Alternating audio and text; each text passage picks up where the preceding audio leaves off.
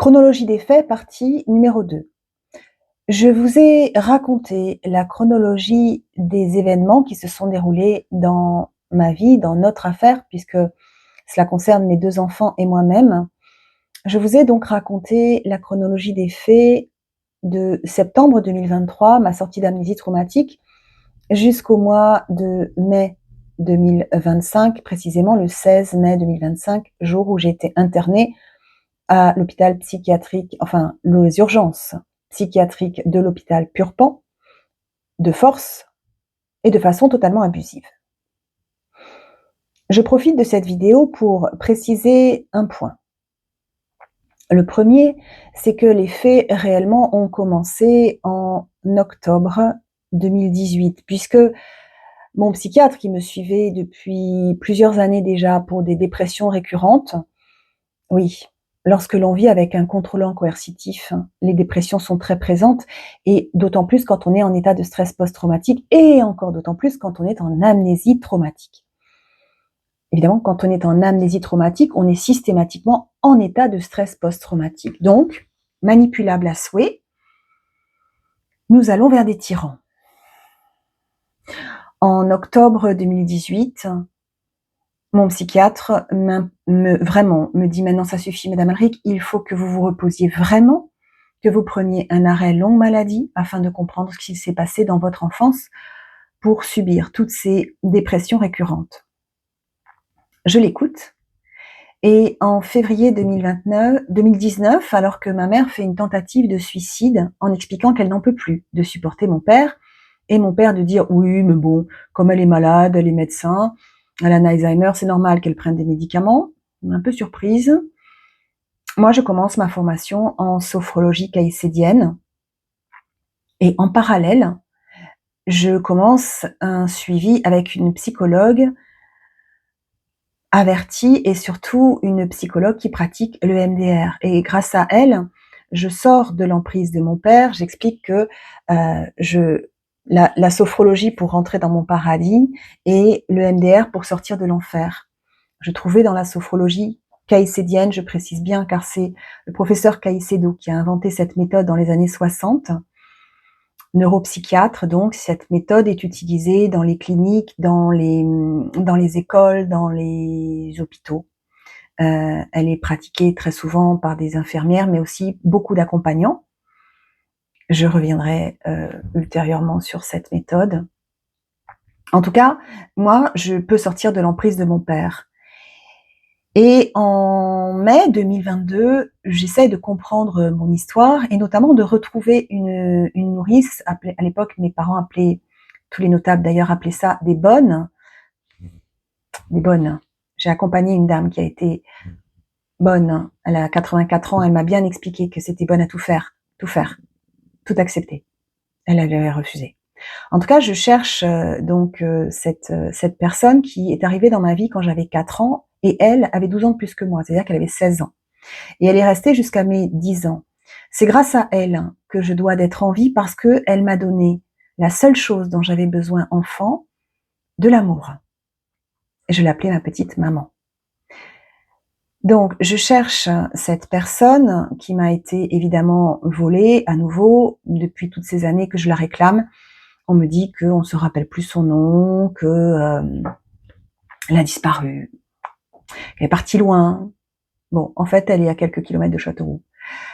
Mais en tout cas, en la cherchant, je reprends contact avec une grande amie de ma mère, qui est un peu une tante de cœur. Et là, surprise, j'apprends que mon frère, mon deuxième frère, donc Philippe est l'aîné et Christophe est le second, les deux ont 1 an d'écart, donc Christophe a 7 ans de plus que moi. Là, j'apprends que Christophe a fait signer à ma tante de cœur une donation sur héritage qui ne se fait plus depuis très très longtemps, à savoir une donation de son appartement parisien. C'est une dame qui est célibataire, elle a pourtant des neveux et nièces, je lui précise bien, mais elle m'explique qu'elle a voulu faire confiance à Christophe et qui était son filleul d'ailleurs, je précise, médecin chirurgien à Châteauroux. Donc elle a voulu lui faire confiance et elle voulait donner son appartement au petits-enfants de Robert et Mimi, mes parents donc, puisqu'elle considérait que nous étions sa famille. Moi, je lui dis: «Bah, écoute, c'est très bien, il va s'occuper de toi et tout va bien se passer. Ça fait» bah, oui, sauf qu'elle me dit que depuis qu'elle a signé, en octobre, 2019, elle a plus trop de nouvelles, en fait, de lui. Et donc je reçois l'appel d'une avocate, qui est l'avocate de Janine, donc elle s'appelle.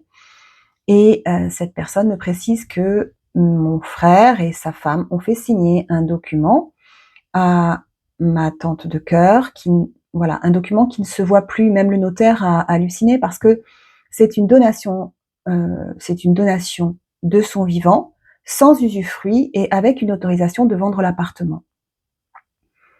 Ma tante était hôtesse de l'air, elle a passé toute sa vie à travailler et cet appartement, elle y habite depuis toute sa vie en fait, depuis qu'elle a pu s'acheter cet appartement parisien, qui a par ailleurs été sous-estimé de façon à payer moins de frais de notaire lors de la passation.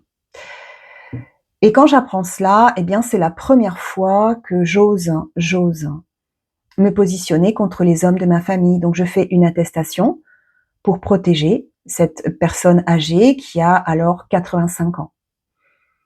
C'est la première fois que j'ose et j'ai très peur. J'ai très peur. Néanmoins, je le fais. Donc là, je pense que mon père comprend que je lui échappe, d'autant que j'ai osé divorcer de mon ex-mari, enfin de mon deuxième mari. J'ai osé m'en séparer en juin 2021.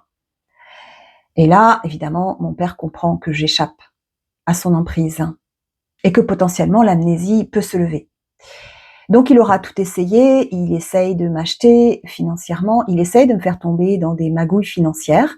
Et en janvier 2023, j'apprends par un notaire de Châteauroux que je suis sur un héritage d'une vieille dame qui est décédée à 94 ans, sachant que cette vieille dame était la femme d'un chirurgien de Châteauroux et il était de notoriété publique que ce couple qui n'avait pas d'enfants, mais encore une fois avait des neveux et nièces, eh bien il était de notoriété publique que ce couple voulait donner sa fortune à l'Institut Pasteur. Donc moi je suis très surprise, je dis mais enfin envoyez-moi les documents. Et là je comprends que cette dame a été totalement manipulée, puisque dans un premier testament la signature est parfaitement lisible et elle donne tout à l'Institut Pasteur, et dans le deuxième la signature n'est qu'une gribouillis d'araignée ou je ne sais pas. Et là elle donne sa maison à mes frères et moi, et en plus elle demande à l'Institut Pasteur de payer nos frais de succession, c'est-à-dire que l'Institut est dépossédé de 460 000 euros.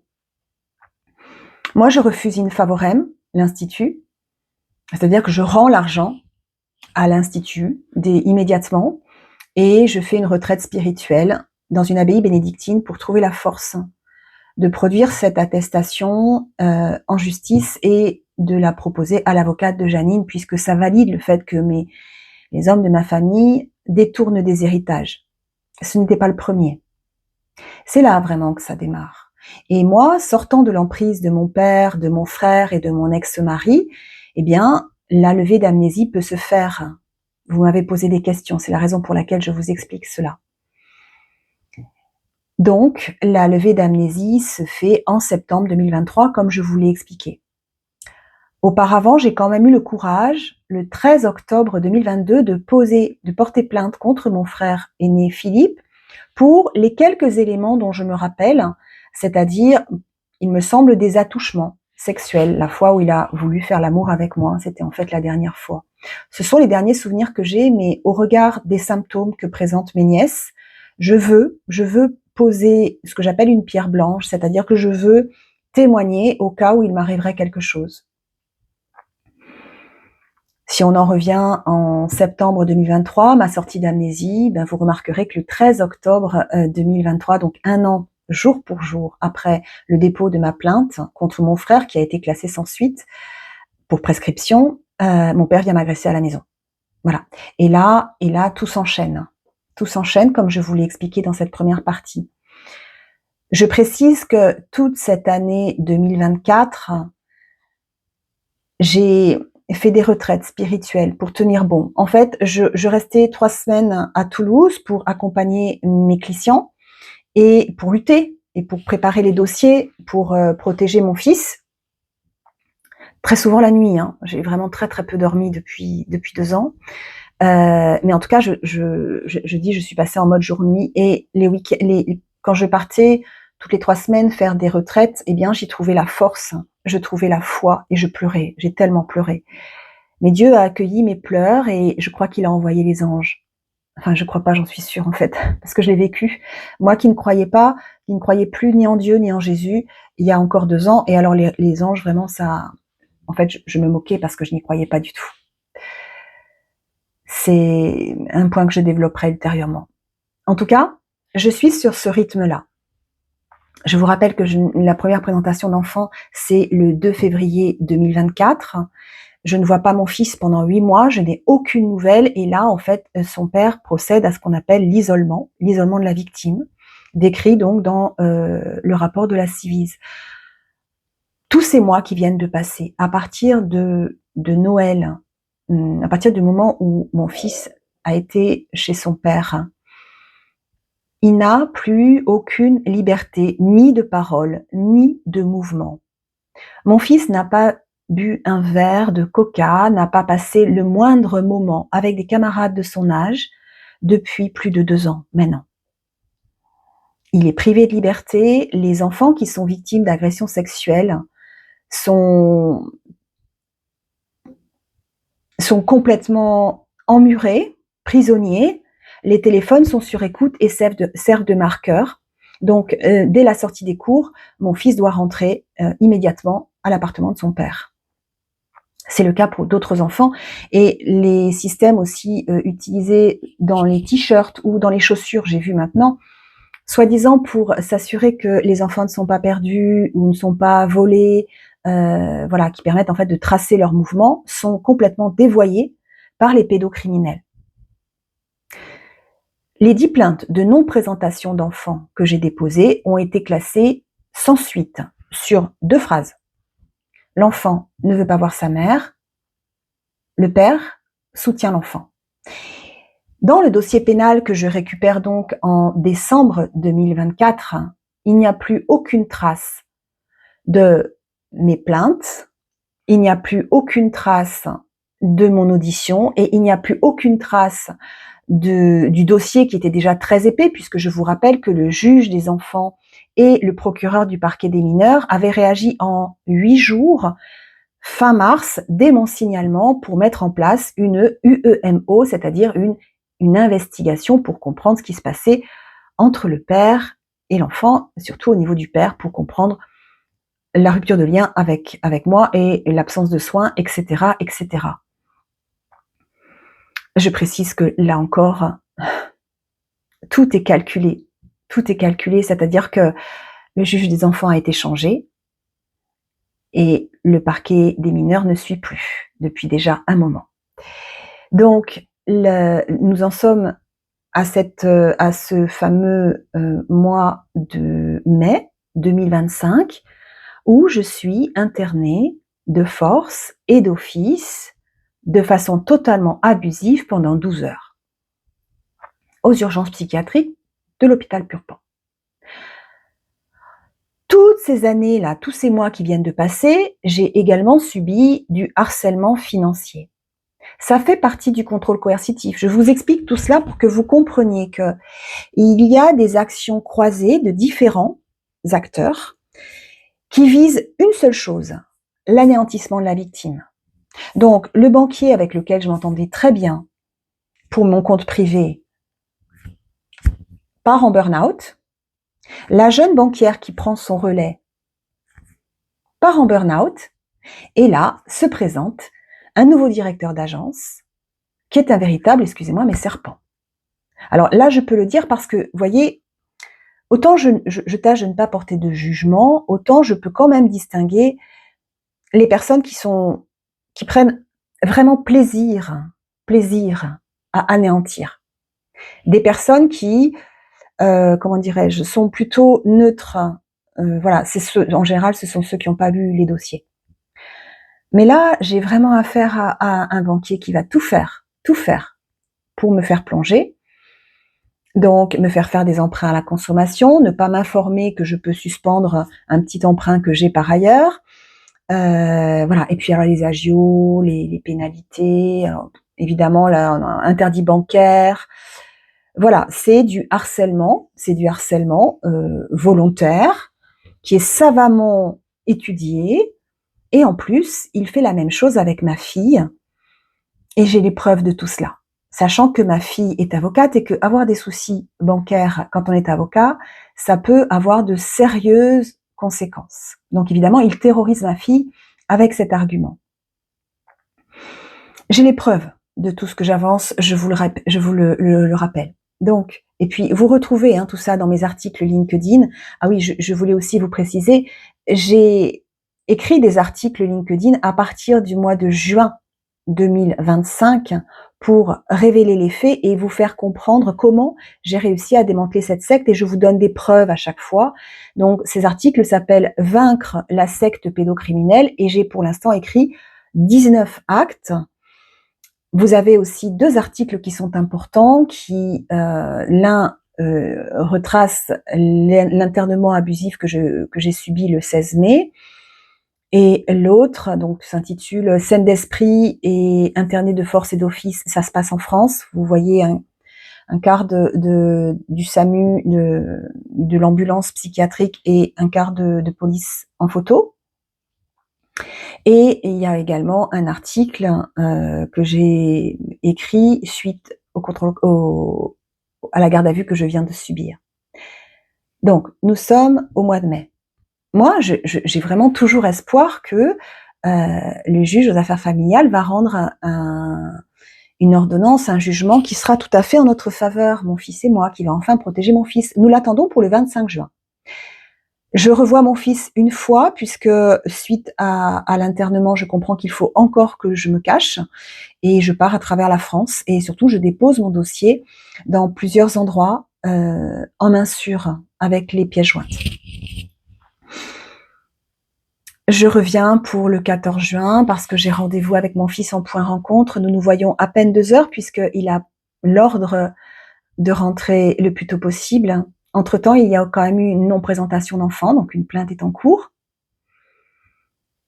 J'ai fait appel du classement sans suite des 10 non-représentations d'enfants, et l'avocat général a validé ce classement sans suite sous la phrase suivante: la mauvaise foi du père n'a pas été démontrée. Alors, quand un père isole un enfant de façon intégrale pendant 8 mois et qu'il ne donne aucune nouvelle à la mère, alors que nous habitons la même ville en plus, et qu'avant nous nous entendions plutôt bien, là quand même, la mauvaise foi du père, elle est un peu démontrée quand même. C'est là que j'ai compris qu'en fait, même la cour d'appel de Toulouse était sous contrôle coercitif. Je ne porte encore une fois aucun jugement, mais toutes ces personnes sont citées dans mes plaintes. Le 25 juin arrive et là, c'est le bloc de béton qui nous tombe sur la tête. Le jugement du JAF est totalement aberrant. Il ne tient compte d'aucun élément de mes conclusions. Il valide l'expertise psychiatrique, ce qui est quand même un comble. Il me retire l'exercice de l'autorité parentale et il l'accorde au père en intégralité. Et moi, si je veux revoir mon fils, il faut que j'accepte les soins tels qu'ils sont ordonnés par l'expertise, c'est-à-dire, je vous le rappelle, une équipe pluridisciplinaire et des médicaments. Expertise qui a du coup permis aussi cet internement abusif que j'ai subi le 16 mai, puisque cette expertise est utilisée par mes proches inquiets. C'est en cela que je dis que cet expert est un véritable criminel. En cela, et dans le fait que cet homme exerce au sein de l'hôpital psychiatrique pour les enfants et adolescents de Toulouse. Autant vous dire qu'il n'y en a pas beaucoup qui doivent pouvoir avouer qu'ils sont victimes de viol. Ce sont que des psychanalystes là-bas. Donc là, je comprends, c'est très très dur, je pleure encore une fois, je pleure en pensant à mon fils. Je repars et je me relève et je continue le combat. Et je comprends que si ce juge-là, dans lequel j'ai absolument confiance, a été tordu, a été contraint, ben, en fait, il valide tout mon rapport. Tout mon rapport. Et là, je continue l'enquête. Je continue. Je pars même jusqu'en Suisse pour demander l'asile politique puisque je coche toutes les cases. Je suis harcelée, je suis persécutée et je suis une opposante politique d'Emmanuel Macron. Et là, on me dit que ben non, en fait, nous sommes dans l'espace Schengen, donc il est dit qu'il n'y a aucun problème de justice en France. Et là, quand je raconte mon histoire, la personne qui me reçoit a du mal à avaler. C'est compliqué. Je confie mon dossier également à un organisme qui s'appelle le CIDE, à Georges Glatz, que je vois en privé immédiatement. Il me reçoit et il prend tous les éléments de mon dossier. Je ne connais pas la raison pour laquelle il fait semblant de n'avoir rien reçu. À ce jour et sur les réseaux, avec Jacques Thomé, je ne comprends pas. Mais je sais une chose, c'est que l'avenir nous dira pourquoi. En attendant, je ne pose pas de jugement, j'ai encore une fois les preuves que j'ai déposé mon dossier. J'ai également rencontré une personne de l'ONU et demandé à être mise en relation avec des personnes de la section torture. Je continue le combat et nous arrivons au mois de septembre, c'est l'anniversaire de mon fils le 5. Et je décide de rentrer en France après avoir rencontré également là-bas d'autres personnes qui sont, voilà, qui témoignent aussi de faits des survivantes. Et moi, je rentre en France parce que c'est la rentrée scolaire. Je n'ai eu aucune nouvelle de mon fils depuis le 14 juin. J'ai appris et j'ai les preuves, encore une fois, qu'il a été séquestré par son père tout le mois de juin, qui était le mois de révision avant le passage du bac de français. Il a été séquestré sans lumière dans leur appartement à Toulouse et victime de violences. J'ai informé le juge des enfants, le parquet des mineurs, à nouveau. Je me suis présentée, j'y suis allée, je n'ai pas d'avocate. J'ai fait tout ce que j'ai pu. J'ai fait tout ce que j'ai pu. Et ça n'a pas vraiment fonctionné. Mais une audience a été fixée le 12 septembre avec la juge des enfants. J'y croyais encore. Beaucoup moins, il faut que je vous l'avoue, beaucoup moins, mais j'y croyais encore. Et là, je reçois toujours pareil, les actions croisées. Donc mon père qui essaye de me faire passer pour folle et qui essaie de faire croire que je ne peux pas subvenir à mes moyens, donc il verse des pensions alimentaires sur mon compte alors que je lui ai jamais donné mon numéro de compte et jamais accepté cet argent, qu'il pense défalquer de ses impôts quand même, c'est ça qui est merveilleux. Ils ont vraiment mais aucun scrupule ces gens. En parallèle, je reçois également un courrier d'un psychiatre, psychanalyste, expert auprès des tribunaux, qui me convoque. Voilà. Et là, je désamorce tout parce que je suis experte en contre-manipulation et que je comprends exactement tout ce que je vis. Je rappelle que lorsque j'ai été internée de force et d'office, donc pendant ces 12 heures, donc je relate les faits dans un article, mais j'avais mon chapelet dans la main et je priais. Et je me disais, mon Dieu, mais comment font les femmes, les mères et les pères qui sont hospitalisés d'office comme ça et qui ne comprennent pas ce qu'ils vivent? Parce que moi, je suis restée extrêmement calme pendant 12 heures. Extrêmement calme, même quand la petite jeune là, a essayé de me déstabiliser. Parce que je savais que si je criais, trouble de l'humeur, médicament. Si je pleurais, trouble de l'humeur, bipolarité, médicament. Je suis restée extrêmement calme jusqu'à ce que je voie la psychiatre et que je puisse lui expliquer. Donc elle, immédiatement, elle m'a effectivement dit, oui, vous n'êtes absolument pas bipolaire ou vous avez aucun trouble psychique, à part L'inquiétude de votre famille, madame, vous n'avez rien à faire là. Vous êtes en état de stress post-traumatique, donc rentrez chez vous, reposez-vous. Mais je suis quand même très inquiète, madame, parce qu'ils vont recommencer.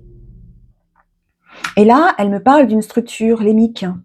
Alors l'EMIC, c'est merveilleux, l'EMIC aussi. L'EMIC est une structure toulousaine qui dépend de l'hôpital Marchand, l'hôpital psychiatrique de Toulouse. Toujours pareil, des psychanalystes. Hein. Donc l'EMIC, en fait, eh bien, j'ai les preuves qu'ils ont soutenu mes enfants. Soutenu mes enfants dans les propos en fait qui leur sont dits pendant donc tous ces mois du mois de décembre 2023 à septembre 2024 jusqu'à ce que mon fils me revoie et comprenne que je n'étais absolument pas malade et que les gens qui m'avaient vu, enfin en tout cas qui au contraire qui posaient ce diagnostic auprès de lui ne m'avaient jamais vu. Eh bien, cette structure, en fait, voilà, soutient mes enfants, ils ne m'ont jamais vue. Et quand je demande mon dossier médical, il me dit que je n'ai pas de dossier médical puisque je n'ai pas été contactée. Alors moi, j'essaie de les contacter, mais non, eux ne répondent pas. Et par contre, que les données sont anonymisées et cryptées pendant 2 ans. Voilà. J'ai les traces écrites de tout cela. Hein. Donc, je saisis la CNIL concernant les MIC, et concernant la psychologue libérale de mon fils qui lui a dit pendant tous ces mois que j'étais bipolaire, pareil, en phase maniaque, dangereuse. Et donc, il ne fallait pas qu'il s'approche de moi parce que, dixit, il y perdrait son temps et son énergie. Quand mon fils nous a raconté cela, eh bien, honnêtement, on en a pleuré tous les deux parce qu'il m'a dit, mais elle m'a aidé quand même, cette dame. Je lui ai dit, mais en quoi, mon cœur? Il m'a dit, elle m'a aidé à me passer de toi. Voilà. La CNIL a clôturé les dossiers, donc je suis montée au niveau du Conseil d'État. Le Conseil d'État clôture également. Conseil d'État égale président, puisque le président de notre République a tous les pouvoirs par la 5e Constitution. Donc nous sommes au mois de septembre et je commence à devenir sérieusement gênante pour tous ces gens. Mon père pense encore pouvoir me maîtriser avec l'aide de mon ex-beau-père. Et là, je vais un peu citer les noms juste quand même. Mon père, Robert Alric, qui a été premier maire adjoint pendant des années à Châteauroux, dans l'Indre, donc haut dignitaire franc-maçon de la secte. Et mon ex-beau-père, Jean-Pierre Bonjour, expert, psychiatre, psychanalyste, expert auprès des tribunaux de Montauban et de Toulouse. Et ces gens pensent encore qu'ils vont réussir à m'anéantir. Donc, l'expert d'un côté fait intervenir son copain, donc Thierry Ginolac, voilà, qui tente de me convoquer, donc moi j'esquive, et je peux vous dire que je l'ai pas loupé. Hein. Donc là, pareil, je vous montre aussi sur LinkedIn comment je fais, comment je procède systématiquement. Et puis, je me retrouve aussi avec donc mon père qui vient régulièrement. Je suis mise en garde à vue de façon totalement illicite et illégale le 7 octobre. Là, je veux vous raconter, parce qu'il faut que vous compreniez que si vous vivez ce genre de situation et que vous n'avez pas d'avocat comme moi, eh bien protégez-vous parce qu'il n'y a aucune raison qui vous embarque. Moi, c'est nous sommes le 7 octobre et les 3 personnes se présentent à ma porte. Comme j'ai peur, je n'ouvre pas, je monte à l'étage, j'ouvre la fenêtre et là, on me dit, c'est la police, il faut que vous nous ouvriez. Ben, je peux pas faire autrement. J'ai pas vu de voiture, il n'y a pas de voiture de police, donc je pouvais pas penser que c'était les policiers. Autant vous dire que quand je vois une ambulance, maintenant je me carapate quand même, hein, parce que bon, j'ai compris. Donc là, je suis obligée d'ouvrir à ces policiers qui me disent immédiatement que je suis mise en garde à vue. C'est une femme notamment qui manifestement mène la troupe, avec un homme aussi à côté qui est très très imposant. On m'impose de mettre ma chienne dans le jardin sans que j'ai le temps de lui mettre des croquettes ni de l'eau, rien. Et je suis embarquée alors que je suis terrorisée et que je le dis, je montre le certificat médical de ma chienne, je montre tout. Néanmoins, on m'embarque et on me dit, vous inquiétez pas madame, c'est juste une petite, ça va aller vite. Ça va aller vite. Bon, ça va pas très vite en fait. L'audition se déroule vers 14h et là, je me fais piéger parce que la policière sous prétexte que je suis fatiguée, me dit: «Bon, non, attendez, vous inquiétez pas, je vous l'imprime, la plainte, comme ça vous pourrez la lire tranquillement, c'est moins fatigant que sur l'écran». Et moi, pourtant, avec tout ce que j'ai vécu déjà, non, non, moi je fais confiance. Oui, moi. Donc je signe en fait, quelque chose que je n'ai pas lu sur l'écran. Et je suis renvoyée dans une cellule qui est la cellule la plus immonde, donc cellule numéro 6. J'ai gardé il faut quand même que je vous montre parce que j'ai gardé, vous voyez, voilà. Là, vous avez donc ça, c'est la preuve que j'ai été hospitalisée. Je le garde parce qu'au moins je sais pourquoi je me bats. Et ça, c'est la cellule numéro 6. Voilà. Cellule numéro 6 qui doit être la plus immonde des geôles du commissariat central de Toulouse, qui pue les excréments, c'est une horreur. Et j'y suis laissée là pendant 30 heures puisque la garde à vue a été renouvelée. Donc, quand elle est renouvelée, on m'annonce que je vais être présentée devant un procureur à Saint-Gaudens. Donc, moi, je dis bon, très bien. Et quand je demande copie de ma plainte, la policière me dit non, mais vous inquiétez pas, le procureur vous donnera tout. Et puis, de toute façon, vous allez être libéré immédiatement, vous inquiétez pas. Vous expliquez tout ce que vous avez vécu ici, ça va très bien se passer. J'arrive à Saint-Gaudens, donc je fais le trajet quand même menotté, avec 3 policiers, bon, très professionnels, je n'ai rien à dire sur ce point. Très professionnel, très courtois réellement, mais malgré tout, je suis quand même menottée. Ça fait un peu drôle, hein. Et je suis présentée devant le procureur qui comprend qu'il n'y a pas, voilà, il y a vraiment pas grand-chose puisque en fait j'ai une plainte contre moi qui a été déposée. Je ne dirai pas par qui. Bah vous avez le choix, hein, il y a au moins 90 professionnels qui sont cités dans ma plainte. Pas très compliqué de comprendre que c'est ceux qui ont le plus à perdre. Donc 7 professionnels qui portent plainte contre moi pour menaces, alors contre professionnels du monde de la justice et intimidation en vue de faire changer un jugement. Et là, voilà, excusez-moi, j'en perds un peu la voix parce que, enfin, j'en perds mes, oui, c'est tellement aberrant. C'est tellement aberrant. Parce que je crois que s'il y a bien une personne qui lutte pour justement que les institutions soient reconnues pour ce qu'elles sont, en tout cas pour les valeurs que certaines professionnels ont encore dans ces institutions, ben c'est bien moi. En tout cas, voilà, je suis menacée de ça. Le procureur ne retient que 2 plaintes sur les 7 et considère outrage à magistrat. Il n'y a pas d'outrage à magistrat. Je publie sur LinkedIn la plupart des lettres que j'ai pu envoyer et elles sont toujours extrêmement courtoises puisque je considère que les personnes peuvent être victimes de contrôle coercitif, donc je ne porte pas de jugement. En tout cas, j'arrive là, je ne voulais pas d'avocat commis d'office, et pourtant, à mon arrivée, je me retrouve devant un cerbère.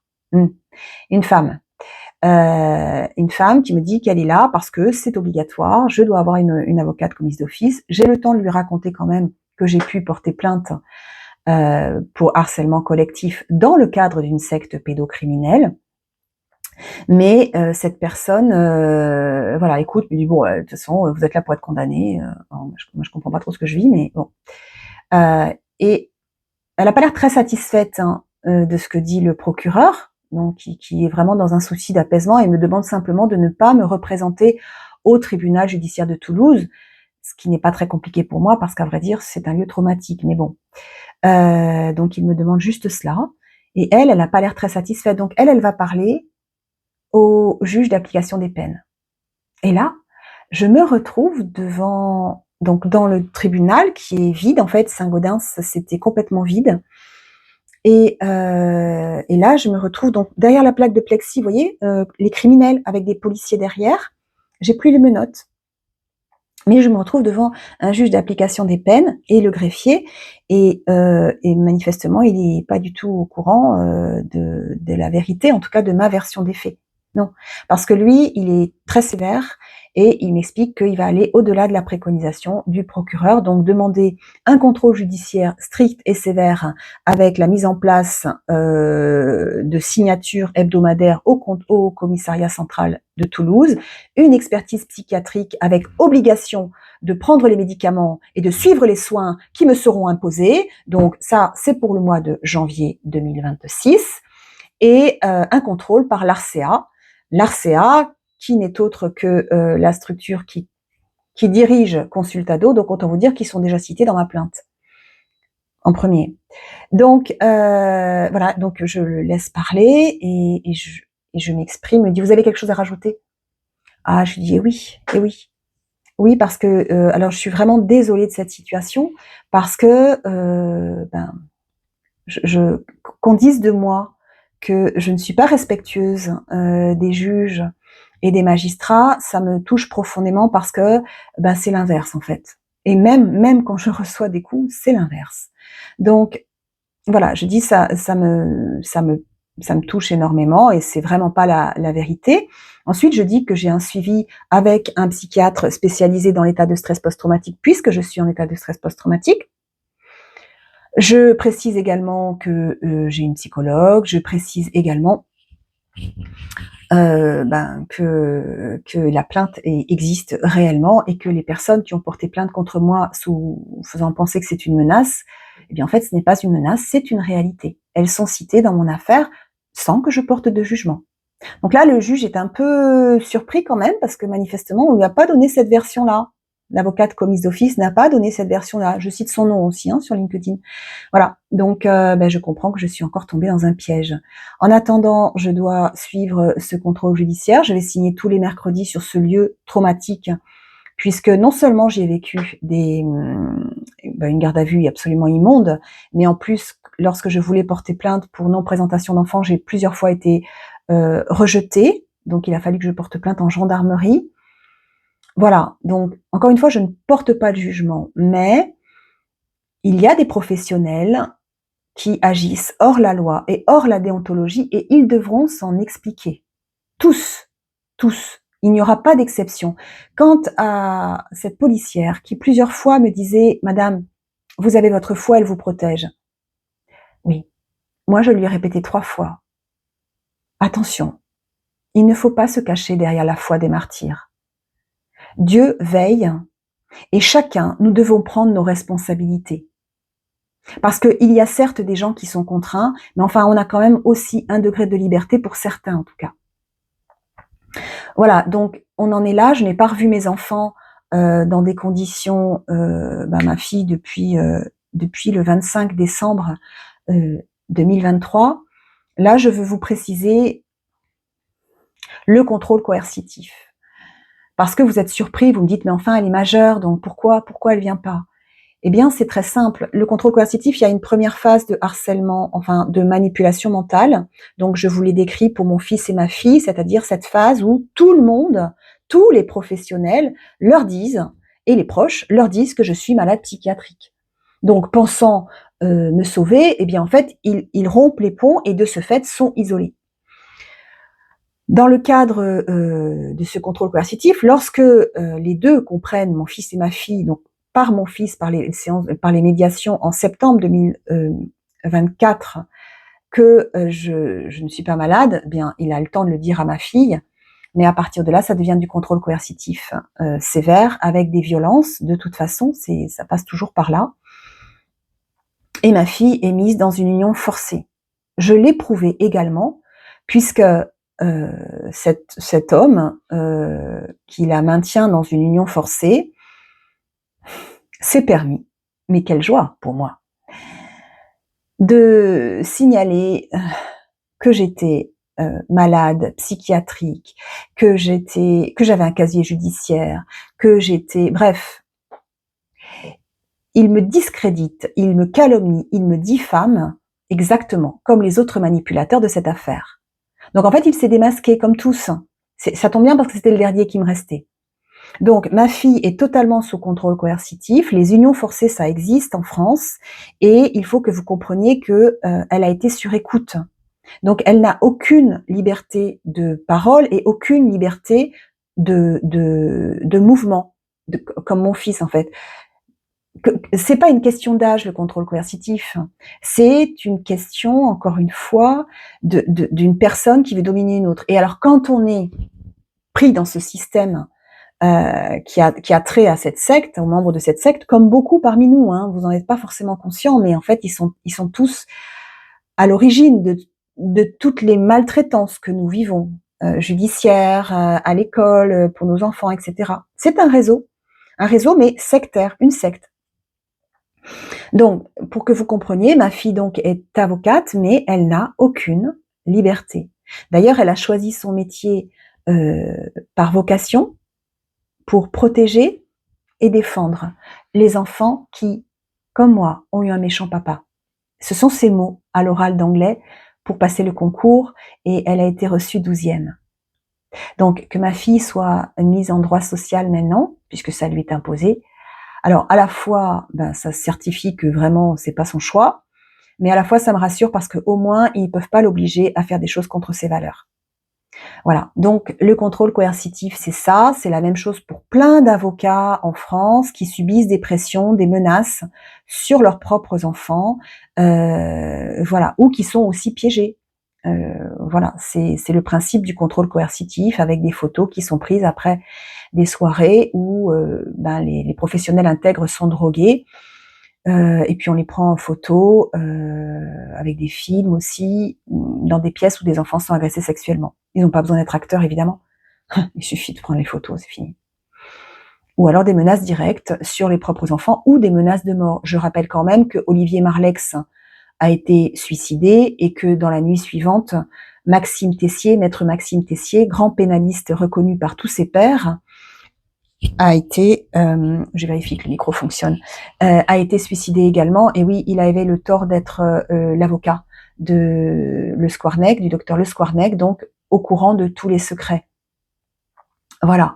Donc ces dangers existent réellement, mais maintenant vous n'avez plus rien à craindre parce que la vérité est dite et révélée. Vous n'avez plus rien à craindre. Moi, les infirmiers psychiatriques sont encore intervenus le 18 novembre. Je peux vous dire que je les ai pas loupés. Et dorénavant, voilà, j'ai fait une vidéo et je ferai des vidéos systématiquement de toutes les agressions ou tentatives d'agression que je subirai. Donc, suite à l'internement qui m'a été imposé donc le 16 mai, eh bien, comme Dieu me l'a appris, en fait, je transforme toutes les épreuves en preuves. Donc, quand j'ai été internée de force et d'office, je suis allée au commissariat le 30 mai 2025. Et sur mes propos, sachant que j'avais déjà bien complété mes plaintes, sur mes propos, eh bien, on a pu étendre la plainte pour harcèlement collectif à l'encontre de mon père, de mon frère et de mon ex-mari à l'ensemble des acteurs de mon dossier. Donc, plus de 130 personnes, des proches de ma famille, des proches, des amis, etc., qui connaissent la situation mais ne sont pas intervenus. Donc, c'est non-assistance à personne en danger, mais également tous les autres professionnels, donc plus de 90 dans tous les corps de métier, tous les corps de métier, voilà, qui ont agi hors la loi et hors la déontologie et donc ont participé au harcèlement, donc au contrôle coercitif que je subis, mais le contrôle coercitif n'étant pas encore dans la loi, on est encore sur la notion de harcèlement collectif, et par là même m'ont empêché de protéger mon fils et ma fille, d'accord, mon fils et ma fille, de ce réseau de pédocriminels. Donc, nous en sommes là, cette plainte est posée, bien posée. Il y a aussi une plainte qui a été envoyée au tribunal de La Haye pour crime contre l'humanité. Le crime contre l'humanité est le seul crime qui soit impuni, et non, qui ne soit pas impuni, pardon, au contraire, qui ne soit pas impuni dans le cadre d'un mandat présidentiel. Ça vous parle? Voilà. Donc il y a déjà des choses qui sont en place. Il y a déjà voilà, l'ONU c'est déjà prononcé, la Commission européenne des droits de l'homme aussi. Voilà, vous pouvez regarder mes posts, je précise tout. Je ne me fie que sur des données qui sont certifiées par des professionnels. J'ai dans mon réseau la crème de la lutte contre la pédocriminalité. Nous en sommes là. Maintenant, pour gagner et pour sauver tous nos enfants. Je vous invite à porter plainte dans chacune de vos affaires, que vous soyez lanceur d'alerte, que vous soyez parent protecteur. En fait, vous êtes victime de harcèlement. Alors, vous portez plainte individuellement sur un juge ou sur un magistrat, etc. Non, moi, c'est pas ça ce que je vous propose de faire. Je vous propose de changer un petit peu de regard et de regarder l'axe harcèlement. Harcèlement et harcèlement collectif. Vous portez plainte et puis vous m'envoyez la copie de vos plaintes à mon association La Voix de Sophie, 161 avenue de Castres, 31 500 Toulouse, en recommandé avec avis de réception. Je vous garantis que je me ferai une joie d'aller les chercher. La poste est juste à côté. Et avec une équipe d'avocats, notamment ma fille, puisque j'attends l'appel de l'ordonnance de protection qui nous protégera mes 2 enfants et moi, et qui mettra à l'abri également le jeune Benoît, qui est le frère de cœur de mon fils, le jeune frère de cœur pour lequel mon fils s'est sacrifié tous ces mois. Eh bien, mes enfants vont être sauvés et ma fille avocate se fera une grande, grande joie, elle aussi, de regarder toutes ces plaintes et de faire en sorte de les rallier à ma plainte, donc, pour harcèlement collectif dans le cadre d'une secte pédocriminelle. Donc, il y a tout dedans. Il y a les tortures, il y a la manipulation, il y a le contrôle coercitif, il y a les violences physiques, psychologiques. Bref, il y a même le crime en bande organisée. Il y a tout. Tous les motifs sont cités. Séquestration, viol, évidemment, enfin, tout. Voilà. Donc, faites ces plaintes, ralliez-vous à ma plainte et ensuite, on montera aussi au niveau du crime contre l'humanité. Voilà. Tout est en place, tout va bien se passer. Je m'appelle Sophie Alric, je suis experte dans la lutte contre la pédocriminalité et les sectes. Je suis mère universelle, je suis prophétesse pour mon plus grand bonheur. Je suis candidate aux prochaines élections présidentielles parce qu'il faut que ça change et ça va changer, ça y est, tout est en place. Ça va changer. Bientôt, la lumière arrive. À bientôt.